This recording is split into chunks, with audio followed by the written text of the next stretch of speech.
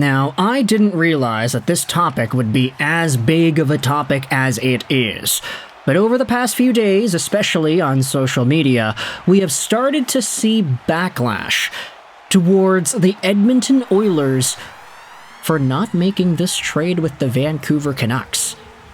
Interesting. There's a lot to dive into today, so we're going to head over to a throwback clip in order to start us off here.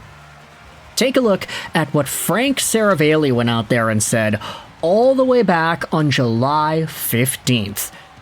This was in reference to the Arturs Silovs trade from Vancouver over to Pittsburgh, where Silovs got sent over to the Penguins for a 4th-round pick. This is the excerpt, and he goes out there and says in the clip that the Oilers were indeed in the mix before the trade got done. Seravalli said in the clip here that the Oilers did not really have much to offer Vancouver in July of 2025, and that the Oilers were not sure if a guy like Arturs Silovs would be actually an upgrade over what they have in Skinner and Pickard.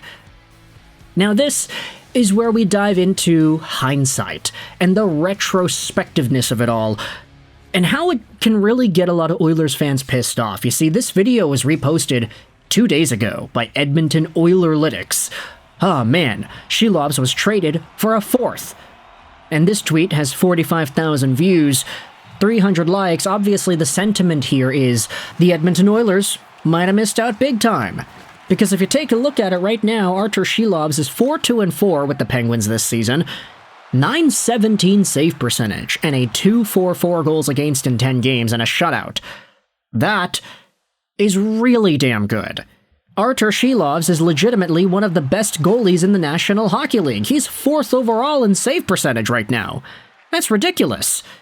So the narrative that we are starting to see amongst the Oilers' social media is that this team may have missed out on a really good opportunity to get a really good goaltender that would have been a really good upgrade over what they've got right now in Pickard and Skinner.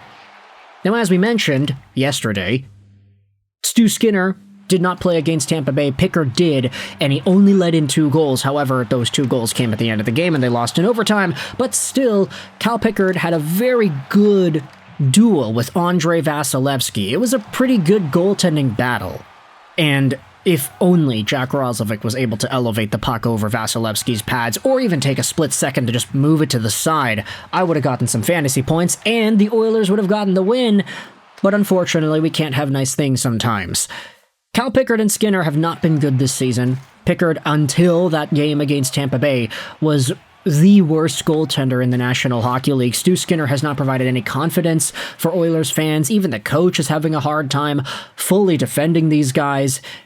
You can say what you want about the defense not being good. You can say what you want about the on-ice skaters not doing their jobs, not helping out the goaltending. But really, the goaltending's not great in Edmonton, and we've known this for quite a while. So the idea that Edmonton was in the mix for a guy like Arturs Silovs can really be hammered home, saying, yeah, you missed out.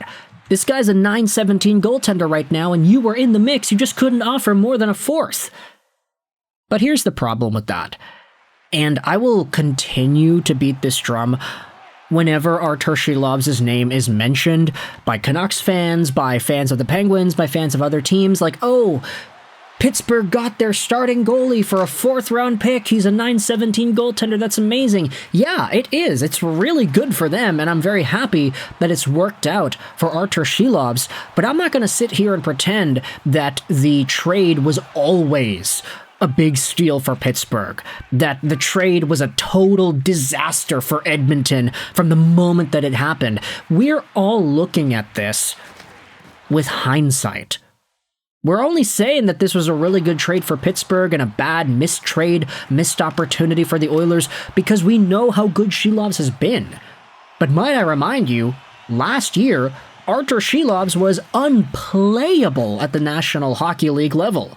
He had an .861 save percentage in 10 games with Vancouver, a .365 goals against, was legitimately so unreliable as the starter for Vancouver to open up that 24-25 campaign.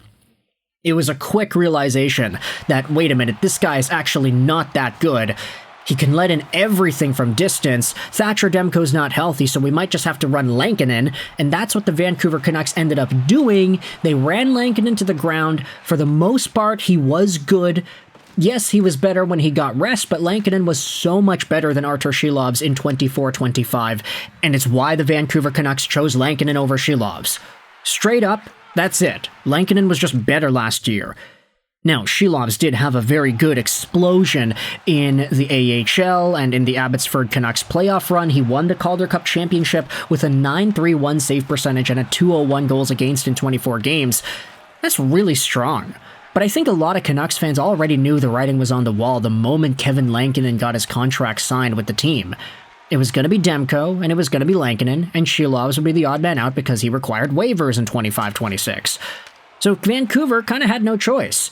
They saw two guys already in their system with NHL projectability, and they saw a third one who wasn't there yet, who had a very good AHL run but was not good at the National Hockey League level, and that's why Arturs Silovs got traded.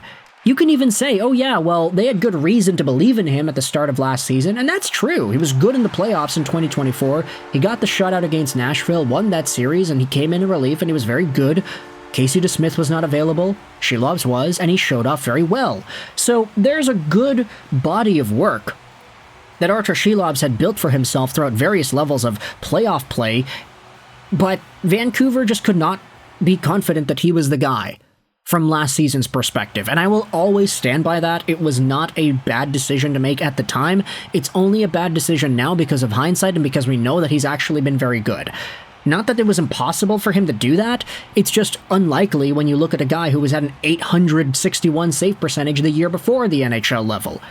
So while I get dunking on the Oilers, and while I will participate in dunking on the Oilers when it is applicable, I don't think this is the time to do it, although I can understand the angst. I can understand the frustration from Oilers fans saying, oh yeah, like, Stan Bowman's such a terrible GM. This guy can't identify goaltending issues to save his life.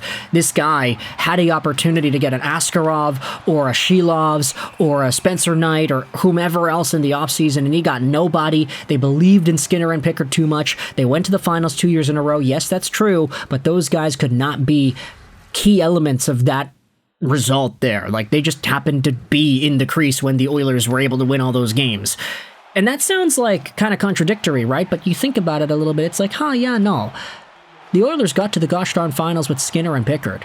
Skinner had a good run in rounds 2 and 3 last season, but you can't look at him this year and say, oh yeah, that's my Stanley Cup winning goaltender. That's my guy.